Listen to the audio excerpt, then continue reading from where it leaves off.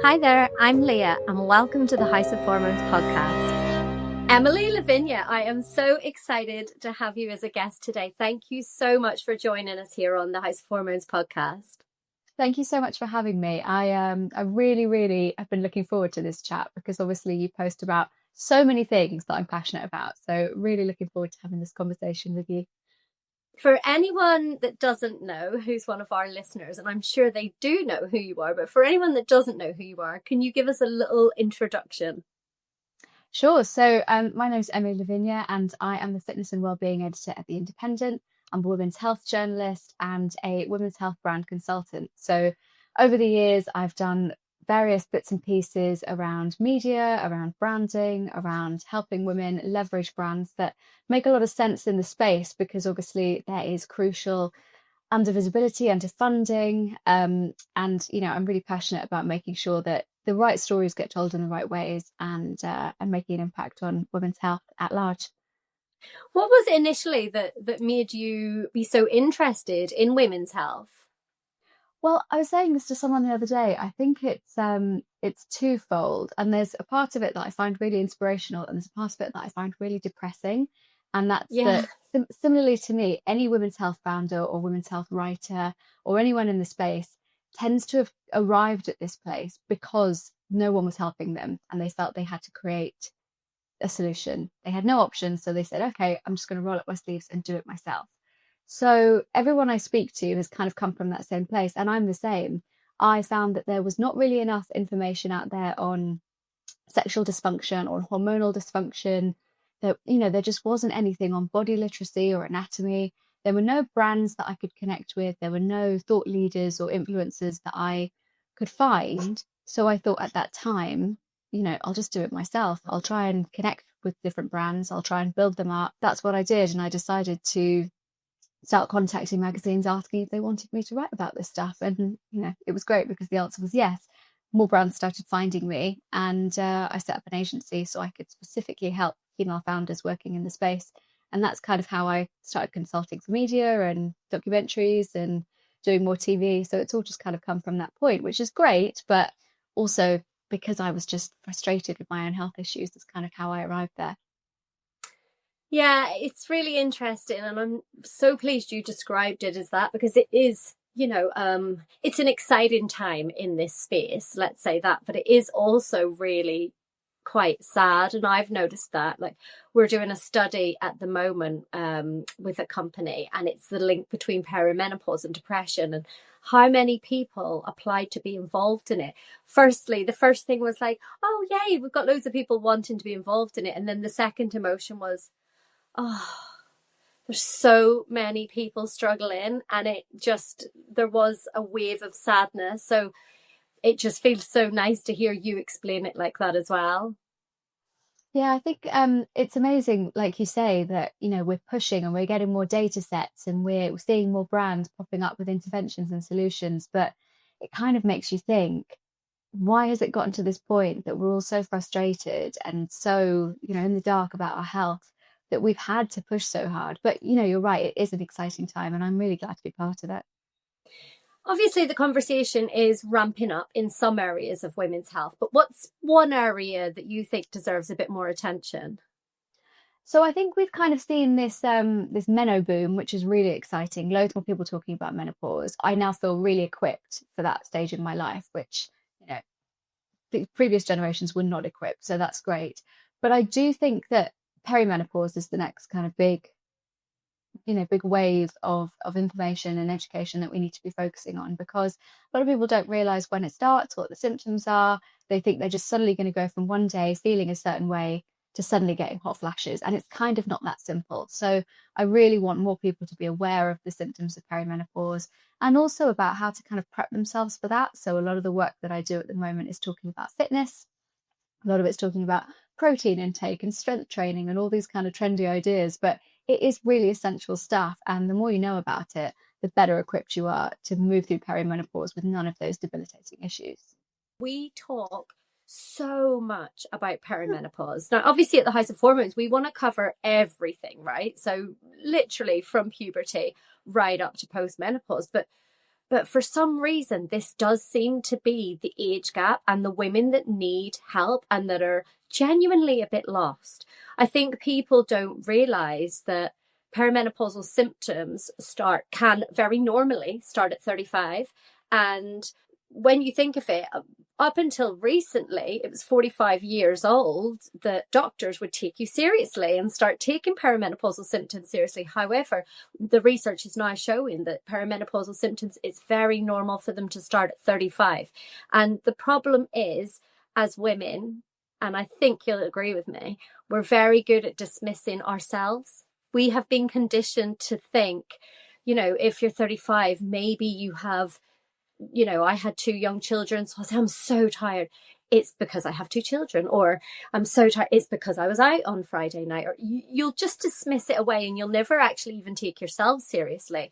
And then, of course, we don't have support from the system and, the educations in the medical world isn't there. So, yeah, I think you're so spot on with talking about perimenopause, and we just talk about that so much. But again, it's really sad that women have to get to the point of despair before they're being listened to, right?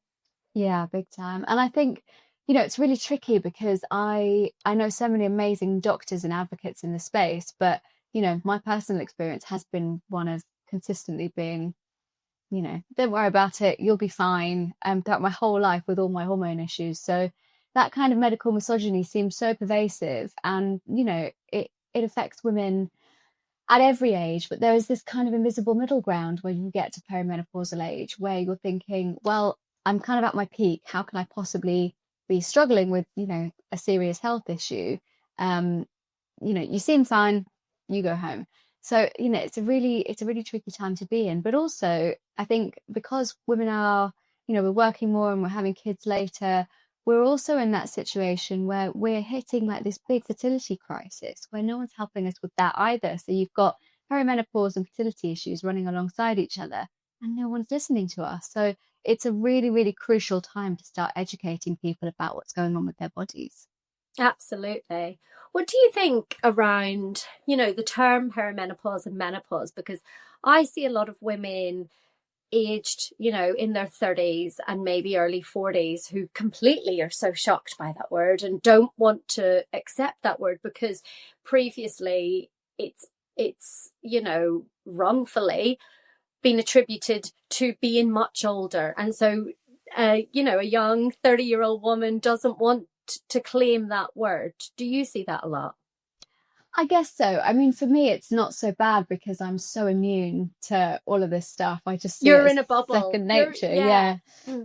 And even talking like about sex and stuff like that, it just does not faze me. Whereas I think for a lot of people, words like sex and menopause, they're quite scary words, and they're not words that you want to associate with or admit to or say in polite company. So it can be really challenging, I think. But yeah, so someone like me, I'm not as fussed because I'm thinking, oh yeah, I'm ready. I'm ready for menopause. I know what's going to happen with my body, and I know what's going on because I am in this kind of echo chamber of women's health. But yeah, certainly, women my age and younger, the whole idea of menopause to them signals kind of being sort of over the hill, and I think that terrifies them. When actually, I think we need to reassess and reframe how we view women's bodies and the ages at which we are vital. And that's why longevity is such a huge trend at the moment as well, and something that I'm really interested in, because there's no reason, unless we have some kind of degenerative disease, why we should just be falling off a cliff at a certain age. We are perfectly capable of being vital and healthy. It's more about the way people see us than how we feel ourselves, and about stereotypes about women aging, which are very infuriating as well. But that's also something we can look to change with representations in media and with podcasts like this. Just talking about how vital women can be at any age is really, really important. Absolutely. Obviously, you cover so many different topics in women's health. Have you ever, and you're saying it's so normal to you now, and I totally understand that. Although recently I had a woman whisper the word period to me, and it was a wake-up call to me to exactly what you've just said. I'm in a bubble. I talk about it. And then when you kind of go out, you realize actually people really still can't talk about these things, and it's kind of mind-blowing. but a reality check nonetheless. Of all the topics that you kind of cover, have you ever had like a real WTF moment? Like, wow, I didn't know that. Or I have had a few. I think for me, I used to be the sex and relationships editor at Cosmopolitan. So I used to get a lot of stats around sex and shame. And I know that people are not super comfortable talking about it, but I would receive things that would shock me, stuff like anatomy based, X amount of people don't know, how to name the clitoris or point to something on their own body. That stuff would always really shock me. I think going back to working with brands, it was, less than 2% of funding goes towards women's health in this country. That shocked me and continues to shock me. And gets me quite angry as well when I think about, all of the stats I get around how much funding and how much attention is going into issues like erectile dysfunction. And I'm thinking, yeah, okay, but less than 2% on all of women's health, and that's excluding gynae cancer, but that's everything. That's, so many different aspects of women's health just like I, umbrellaed into one thing. Less than 2% of funding. Wild.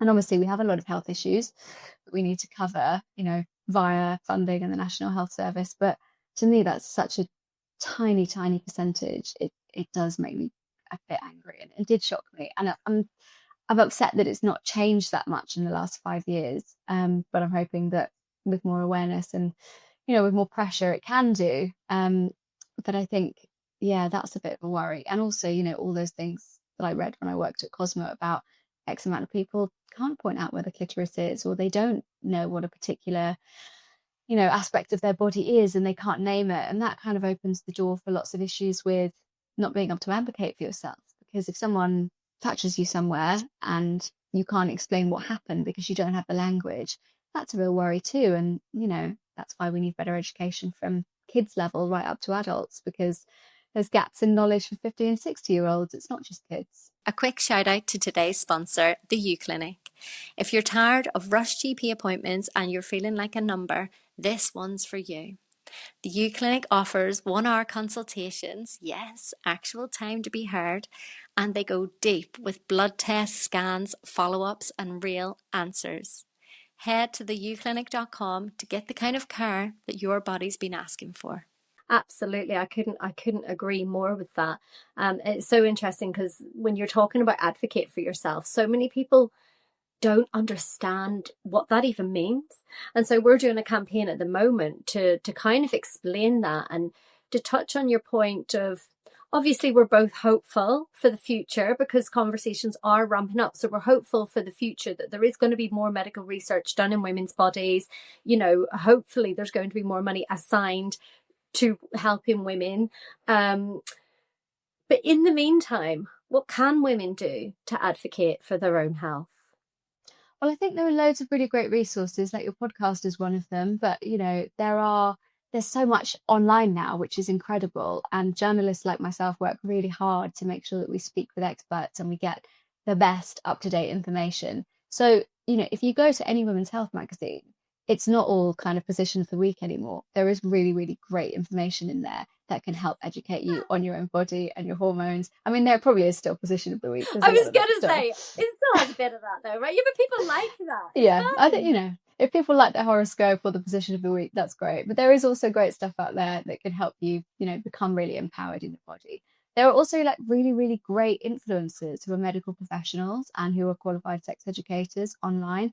There are loads of those kinds of people. It's a bit tricky with stuff like TikTok because 60% of health information on TikTok is false.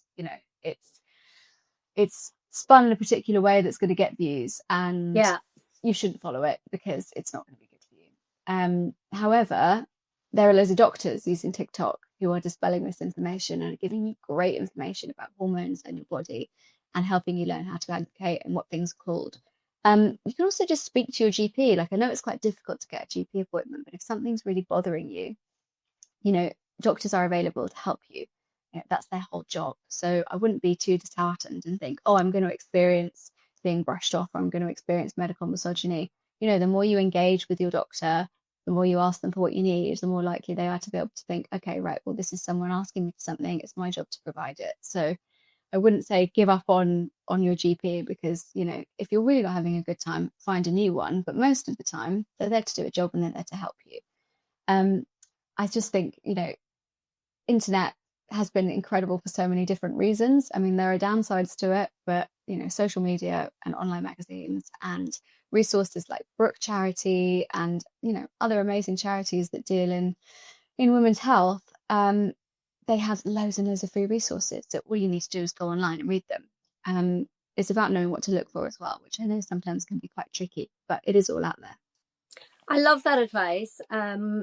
Regarding the go back to your GP. And yes, I know that's difficult and people will be screaming at us as they're listening to this, because but you and I have both been through scenarios where we've been ignored or not been taken seriously or misdiagnosed. We know the reality of that, but I love that that's the advice that you're giving, because although we also know that on average, the GPs don't have enough information on hormones. However, they still are doctors. And if you can armor yourself with education on what you think and go in and push and advocate for yourself to push and get that extra blood test, or, you know, say, well, I think it might be this, and track your symptoms, for example, and go in with your symptoms having been tracked for the last 3 weeks or whatever it may be. They will help you. So even though they might not have the education that we would love them to have, they will help you, or they will pass you on to a women's specialist, and there should be one for everybody within, you know, the GP practice itself, or they can put you onto a specialist. So I love that advice. I love that you've said that. I know how hard you work, right? And I know and I know how much research you have to do, and to do all the amazing articles that you do, and I love them, by the way. I am a huge fan, guilty, but it does look like on Instagram that you are having a whale of a time. Are you having as much fun as it looks? Well, Instagram is a highlights reel. Let's not forget that. I very rarely post about when I'm looking like a bag of trash and having a bad day. But yeah, I do really love my job, because it does send me to amazing places, and I do get to engage with the most incredible experts. Often a lot of what I'm investigating is, you know, at some cool clinic, or I'm speaking to a really interesting person. I'm traveling to see what kind of innovations in health and longevity are popping up around the world. So, you know, it's great for me because I get to do what I love for a living, and that is a real blessing. But yeah, I don't tend to post myself in my pajamas with a mountain of work to do and a stressed look on my face. Although maybe I should. You know, I feel like being relatable on Instagram is kind of the new cool thing to do. The days of posting immaculate content are very much over, and I think that is also quite cool, because it gives us an insight into, you know, what it's really like to be a real person in the world. And there's such a disconnect sometimes between that and, you know, the immaculate content that we see online, and, you know, that can make us feel really bad about being women sometimes. So I do really advocate for a bit of realism. Yeah, or maybe you can color code your content and be like luteal phase, and then like it's something else for menstruation. Just color code it. One of the things I really want to talk to you about is the term menowashing. Menowashing, but just women's products in general. So I hear this a lot, and I have my view on it, and I'm open to everyone's view, but what is your take on the fact that there's loads of new products coming onto the women's health market, and what do you think women should be doing about that? I think this is a tricky one. It's also one of my favorite subjects, because wellness washing is like my big thing. Yeah. And I have a lot of thoughts on brands cashing in on a space that is, you know, meant to protect and help women. Do you need a menopause shampoo? No, you don't. You know, if you're interested in protecting your hair because you're experiencing breakage, there are lots of things you can do, and having a specialist shampoo that can help you do that is great. But calling it a menopause shampoo because, you know, brittle hair is one of the symptoms, I think is a little bit nefarious. Do you need a menopause supplement?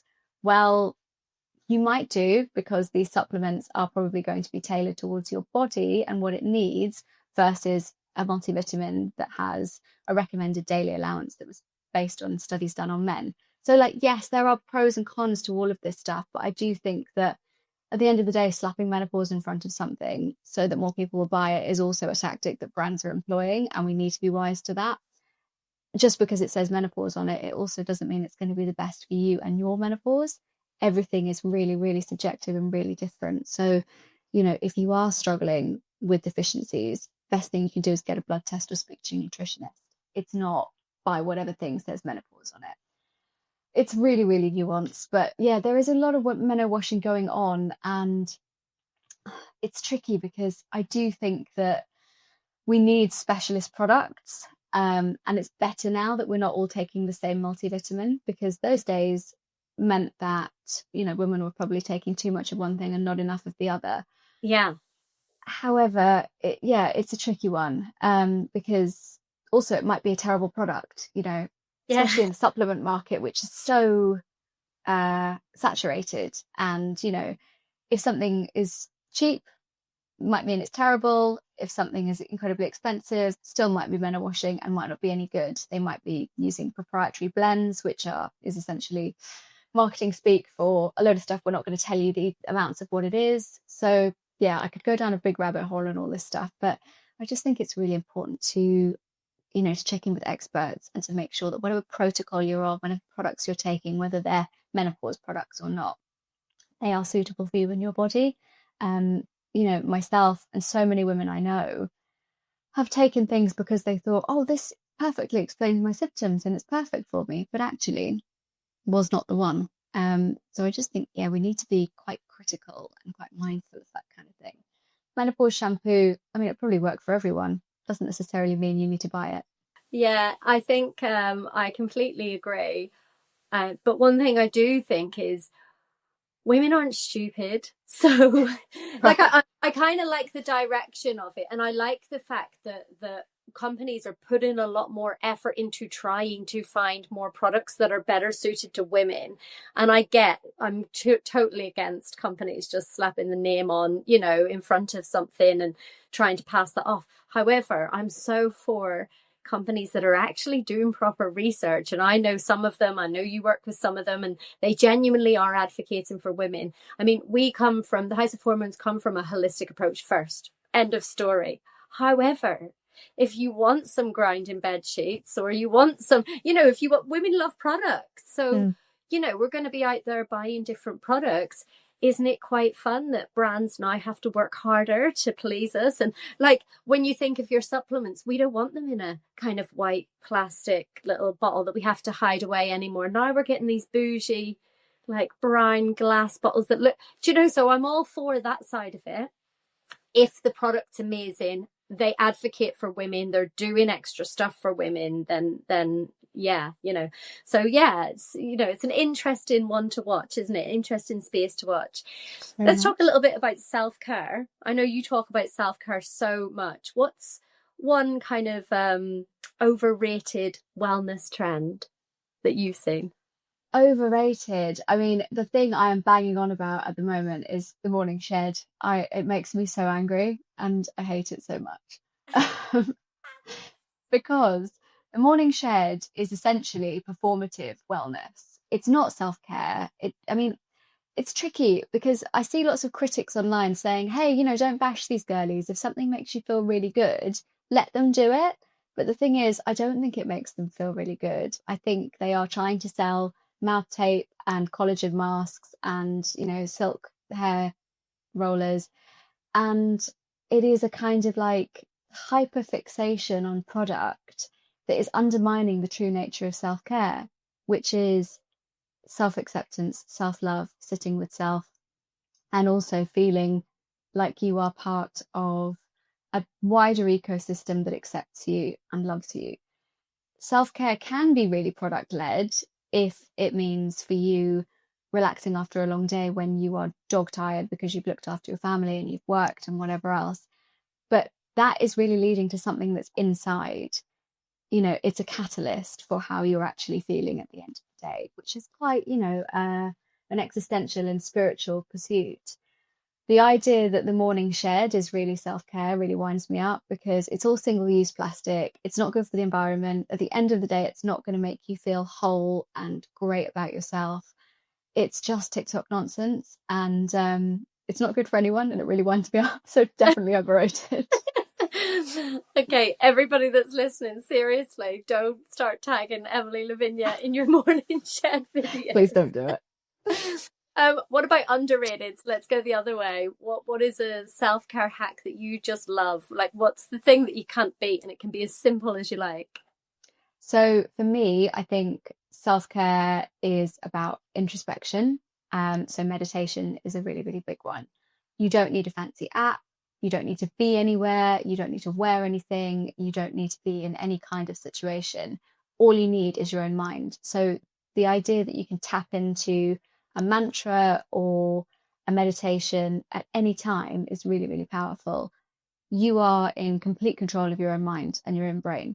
So if you're feeling negatively, or you need to tap into a sense of self, or a sense of self-acceptance, or a sense of self-love, all you need is your own mind and your thought process. And it can be really tricky to begin with. Like when I first started meditating, I was so bad at it. And I sometimes, because I have a really racy brain, really struggle. But it is one of the things that can really turn things around for you, can calm your nervous system, can soothe you, could get you to a place where you're feeling a lot better about what's happening. And it can really help with reframing any negative thoughts about self. To me, self-care is taking those negative thoughts, doing away with them, and really focusing on the positive. And that's a power that we all have. So for me, meditation, wildly underrated, and it's free. You can do it anywhere, anytime. How often do you meditate? So I try to do it like 10 minutes every day, and whether that's a guided, so I just use Spotify. There are loads of apps you can use. Obviously, most of those you pay for, but that's up to you. Or I just do it kind of with mantras that I develop for myself. I think you and I did a meditation when we met. We I did a was just sexual wellness about to tell meditation. everybody about that. Yeah. That was a really nice one that I developed just to do with clients. So really, really simple, just to help you tap into your source, your sense of self. And it's really basic stuff, but it can really, really help you. And there are so many ways you can access it. Like I said, there are apps. You can find stuff on YouTube, on Spotify. That's free.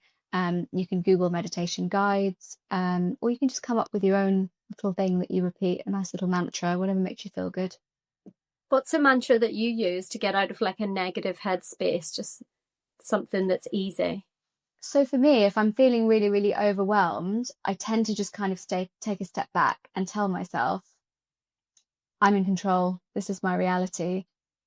Only this matters.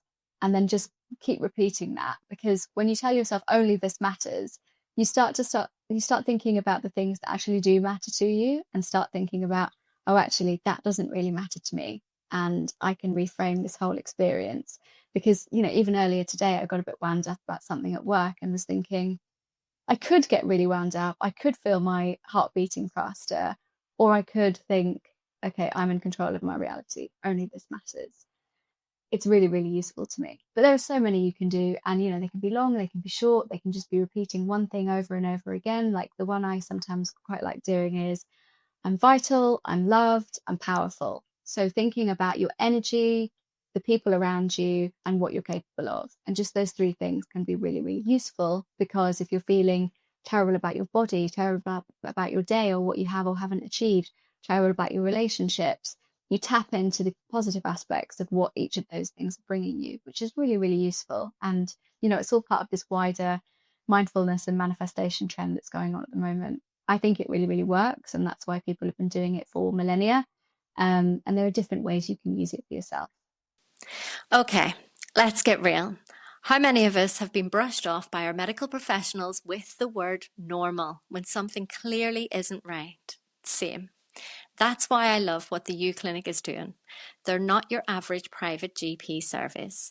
You get a full 1 hour with a doctor who actually listens, investigates, and follows up. So, whether you're chasing down mystery symptoms, navigating hormonal shifts, or you just want to feel heard, they've got you. With personalized testing and a whole person approach, the U Clinic helps you get to the root of what's actually going on and helps you achieve optimal health targets using lifestyle medicine and nutritional experts. Head to theuclinic.com to learn more and finally feel like you've got a team on your side. And I think whether women are in a low point in their life or something's happening, or it's just that day in the month where negative thoughts start coming into your head, it's really interesting. And thank you for those examples that people can use. Just to say something positive just does lift you out of that moment. Going back to so when I first met you, and I would describe myself as somebody almost as you described yourself. I have a race in mind. I'm quite fast paced. And I'm always, thinking of, oh, what's next, and always thinking. So I find it quite difficult to calm my mind. And I never thought of myself as somebody that could, even breathing techniques. Like I just get a bit bored. When I came to yours, I was blown away. Like I really went deep into that thought process and the breathing and everything. Like it was kind of, just for anyone listening, it was like at Christmas time. It was quite cold, wasn't it? And we were in a room in London, like in central London, and so there was noise outside, and I kind of just lost myself. And I was really shocked that guided meditation that you had. So people will be shocked if they actually try, right? If they think, oh no, that's not for me, it wouldn't work with me. But if they just tried, or maybe it's just yours, maybe you need to bring some out. Can you bring out some guided meditations, please? Oh, Leah, I'm so pleased to hear you say that it affected you and you really connected with it, because you're right, it's really hard. And especially for busy people who have got a lot on, the idea that you're just gonna disconnect and take a moment is really challenging. So I'm really, really happy to hear that resonated with you. Yeah, I mean, if I could find some extra hours in the day, I'd love to bring out some kind of guided meditation platform. That would be great. I think you should, because you do have, obviously you've got a lovely voice in general, but when you were doing that guided meditation, your voice is so soothing. And I think just quick snippets, something stuck in my head recently, because we're obviously both very busy women, most women are, and 5 minutes in the morning. Some people, that's just impossible. 5 minutes when you get into bed, could you sit for 5 minutes and do it then, or on your lunch break, or if you're walking? People sometimes think you need to be sat with your eyes closed, and that's not true either, is it? Exactly. You really don't have to sit cross-legged in the lotus position and have incense burning. It's not about that. It's really, really about just tapping into what you've got going on. And often a meditation, it's about stillness. It's about finding that quiet space, but it can also be quite active. So the meditation that we did was really about movement, and we were envisioning movement and moving towards ourselves and touching and reaching out and engaging with the senses. So, it can be, if you're the kind of person that thrives on kind of buzziness and busyness, it can suit you, and it can be quite busy in your mind as well. Whatever you decide to tap into, whatever aspect of mindfulness, there are so many different branches, there are so many different types of meditation. There will be something that suits you. And, we did like a sexual wellness meditation, but meditation can also focus on anything, any kind of thought process or emotion you're struggling with. There will be something out there that can help you. And whether you have to invent it yourself or whether you tap into a particular practitioner, there's loads of options, and it's really up to you. I think I struggle a little bit with people's voices.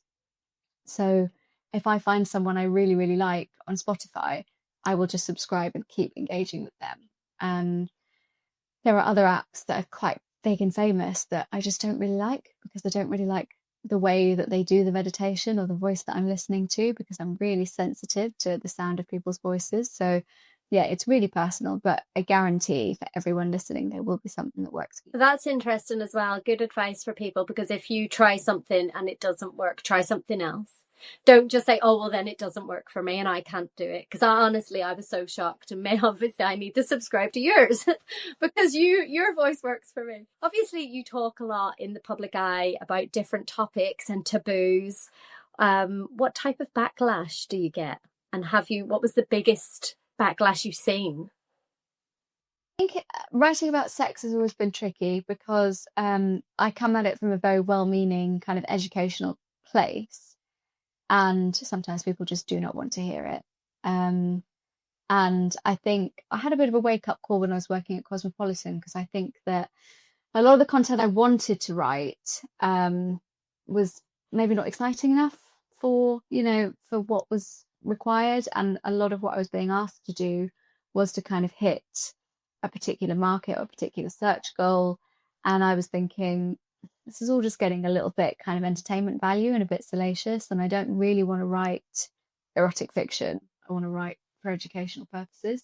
Yeah. So a lot of the time, that was tricky, but sometimes I found it didn't even matter what I was writing. I could be writing the most dry piece about, I don't know, chlamydia, and I'd still get someone sending me messages that were quite upsetting, because when you exist in this kind of space online, there will just always be these kind of people that are very low emotional intelligence, very just very conditioned in their little bubble where they've been brought up to see sex as bad and negative and dirty, and anyone associated with it as such. And maybe from a place of pain or a place of, fun or whatever, they'll lash out and they will send nasty messages, and it will be quite troubling to read sometimes. So I've received so much weird stuff on the internet over the years because I've chosen to try and educate women about sex and about their bodies and about pleasure. And I think pleasure's a really tricky subject. Yeah. So, when I've written stuff about that, I've had, women in their 50s and 60s messaging me, telling me I should be ashamed of myself and that I should be writing about this stuff and that it's inappropriate. I've had men sending me really awful, sexually aggressive messages. Yeah, I've had teenage boys sliding into my DMs and saying like really dodgy stuff that's really inappropriate, that could, even just sending a message like that when you're 14 years old, 15 years old can implicate the adult you're sending it to. So that's really dodgy. So working in a space where you're trying to protect kids, that kind of stuff, when you come across it, becomes really, really tricky, and you have to make sure that you are, your training is completely up to date as a sex educator, and that you're really thinking about the safety of these people who are, below the age of 18 or 16. That kind of stuff is, it does grind you down a little bit, and you start to think, why am I doing this? Yeah. But actually, a lot of the incredible messages that I've received from people saying, what you wrote changed my life, or, changed my approach to sex, that really makes it worth it. And luckily I've had more of those messages than I have the negative ones, which is what keeps me going. But yeah, writing about sex is a tricky one. And I don't know about backlash. I mean, there are a couple of pieces I've written about cervical cancer and my experiences and the HPV vaccine. That's gotten me into some kind of weird debates with people who are quite anti-vaxxed. But I think everyone deserves to say their piece. And if you have genuine fears about your health, you should be allowed to express them. But that's often quite a difficult situation to be in when you want to protect young women, and young men, and you're in a situation where people are saying to you, you're spreading misinformation, you're spreading dangerous information, when actually, you've read every study there is, you've consulted with, 10, 12 different doctors. That's always a bit of a tricky one to receive. And, there's a big school of people who believe certain things, and that's where health and wellness can get a bit dodgy. And, I'm in that world as well. The pipeline from wellness and woo-woo to kind of anti-vax and quite alt-right is quite pervasive, and I see it a lot. And, people who I have known for years who are like really cool, hippy dippy yoga teacher types will suddenly start ranting and raving and not wanting to vaccinate their kids. And for me, that's worrying, but I keep seeing it. So it's something that we kind of need to be aware of in the health and wellness space. Going off on a bit of a tangent, but yeah, it's but it's all relevant. It's all, Yeah. That was the question. It's what what are the things that you're seeing, and what do people come to you and like, what's the biggest thing that people are going crazy about when you go out and say. But it's quite sad. Like, I understand the ladder that you were talking about and the anti-vaccine and all this type of thing and vaccines. I understand the controversy around that. But isn't it such a shame when it comes to like basic sex education that you see controversy about that? Isn't there something about that that feels a bit wrong? Yeah, it's certainly to me, because the whole reason I became a sex educator is because I didn't get any sex education. Yeah. And that led me into situations where I was ill-equipped to deal with what was happening to me. And now I just really want, kids and, and adults to be able to advocate for themselves, to be able to know what's going on, to be able to have a good sense of boundaries, and to be able to pursue sex because it's pleasurable for them and they have good, solid relationships. And I don't see anything wrong with that. I think that, that is not something that we need to be putting a stop to. However, I do think, we've grown up in an age of purity culture, of misinformation. You look back at, a lot of the commonly held views that we have about sex and about pleasure and about interpersonal relationships. They are founded on notions of, no real, you know, they're founded on notions that aren't based in fact. They're founded on notions of, religious control or sociological control or, economic control. The whole reason we slut shame women dates back to the idea that we want to keep the money in the family. And, that's really bizarre, because now we've still got young boys doing it to young girls, but they're not doing it because of a case of lineage. They're just doing it because it's what they've been told you should do, or it's what you should believe.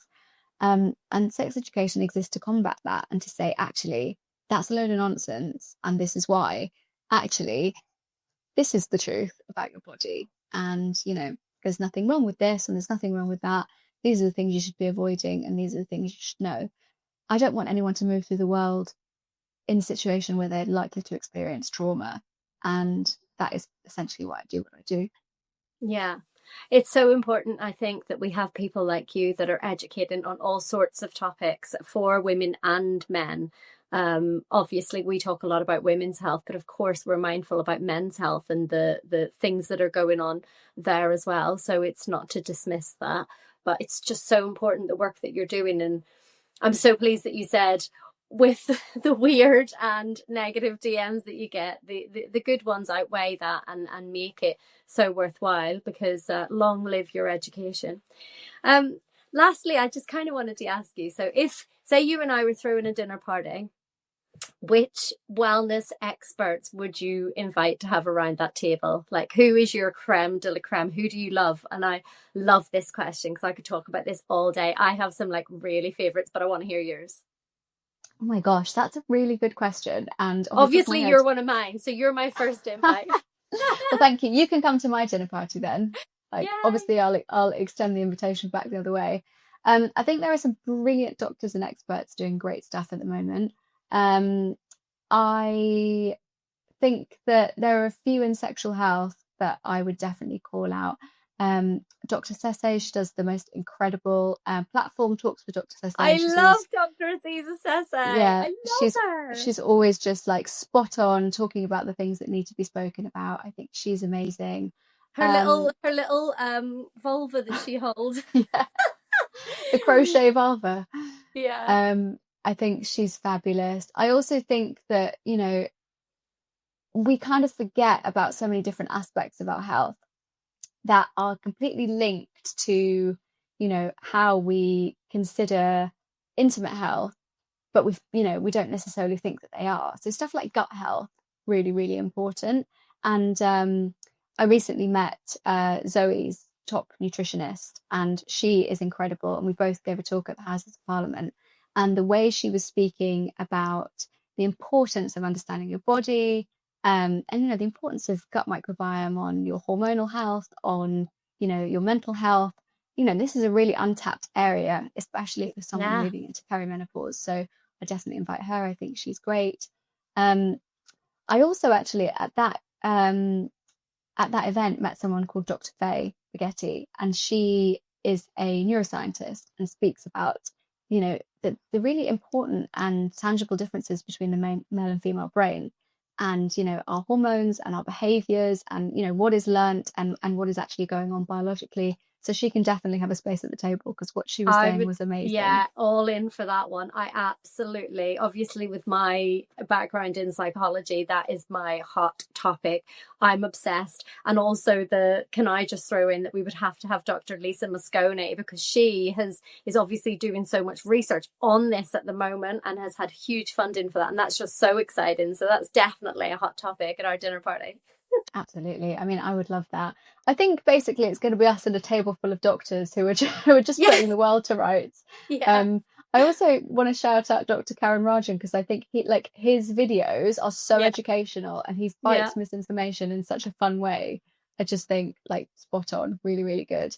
And I also think we can have some breath work and meditation practitioners there. Maybe we can do some more woo-woo stuff to kind of ease us into the evening and make sure that our nervous system's all nice and relaxed and we're ready for a nice evening of conversation. Because I'll tell you what, running through the day in the way that we all do, we all really forget that a lot of these healing modalities can be really, really helpful. And I'm a big believer in marrying, like you said, with the holistic approach, marrying all this amazing research in Western medicine with a lot of these practices like yoga, breathwork, meditation, that can really ground us and really make, the symptoms of what we're experiencing a lot more manageable.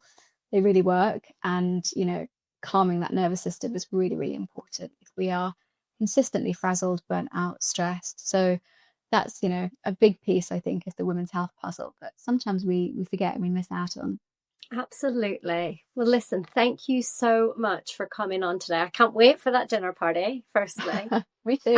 And Emilie Lavinia, thank you for coming on the House of Hormones podcast. Just to finish us off, can I take you back to that little mantra that you said, just so everybody can close their eyes, and if they can take one thing away from this, maybe they can use this one little mantra if they're just feeling a situation arises and they need to calm down, or they're just feeling a bit overwhelmed, or they just keep feeling like negative thoughts keep creeping into their head. If you could just do that for us, we would love you forever. We will love you forever anyway. But this is probably a good one for anyone that just needs a second. So, wherever you are, if you're walking, if you're stressed, if you're at work, just take a second. And if you can, just take a big deep inhale through your nose, and then a big exhale through your mouth loud. And then a big inhale through your nose, and a big exhale through your mouth. And then just really focus on your breath. And you might want to count from 1, 2, 3, 4, in through the nose, and then out through the nose. 1, 2, 3, 4. And with that beat, just keep counting in through the nose and out through the nose. And on your count of 4, just think to yourself, I am vital. And when you're thinking, I am vital, imagine the blood running through your veins. Imagine your skin, imagine your cells, imagine your hair growing. Imagine everything in your body doing its job to keep you alive, to keep you moving. Every heartbeat, every step. 1, 2, 3, 4. I'm vital. Really feel your aliveness and your power. And then the next part of the mantra is I am powerful. Think about what you're capable of, what you've achieved. Everything in your life you've done has led you up to this moment. 1, 2, 3, 4. That's really impressive. You've gotten to where you are. That power is radiating through you, and it will take you through the rest of the day. And you'll be able to do whatever you set your mind to, because it is within your power. And then I'm going to change it slightly. On the last one, we're going to say, I am in control. And with that control, know that you can reframe anything that's happening to you. 1, 2, 3, 4. Nothing's going to affect you that you're not going to allow to affect you. You're in complete control of your reactions, of what you say, of how you move. You have so much power, you have so much vitality running through you. So you can make good choices today. And whatever's bothered you, whatever's led you to this moment, you can just let go and decide, okay, I'm vital, I'm powerful, and I'm in control. I'm going to now take this moment and I'm going to move with it, and it's going to be with me for the rest of the day. Then we'll take one more deep breath in through our nose, and then we're going to just release through our mouth, nice and loud. And that's it. And we can take that energy with us throughout the rest of the day and hopefully feel a little bit more in control and powerful and vital, and really grateful for the fact that our body has just gotten us to this point. We've made it. And, you know, if we've done all the stuff that's taken us to today, we're today years old, we can probably do it again. We can do more. You know, that's within our power. So it's a nice little mantra. And it's, you know, a bit of a one that gives you a bit more solidarity with yourself and just a bit more self-belief, which I think we can often lack, and that can lead us down a little bit of a spiral. So it can be really, really useful. Wow, goosebumps. And the crowd goes wild. Oh, thank you. For anybody that's listening to that, if you couldn't try it, if you weren't in a position to try it now, save this, listen to it. Emilie will be releasing her. Here's hoping. If I have the time, I would love to. But, you know, in the meantime, if anyone is interested or wants any tips, just slide into my DMs and I can send you what I listen to, or maybe some practitioners you might want to follow. Oh, that's so lovely of you. Thank you so much for taking your time to come on the House of Hormones podcast. We're so grateful. If you enjoyed this episode today, don't forget to like and subscribe to the House of Hormones podcast. Your support really does help us reach more people and spread the word about women's health. If you want to stay connected, follow us on our social media. And here's something really important. We're on a mission to secure more funding for women's health initiatives. Sign our government petition today and help us amplify our voices for better healthcare resources and support. Together, we can make a difference. Thank you for being part of our journey. We can't wait to see you in the next episode.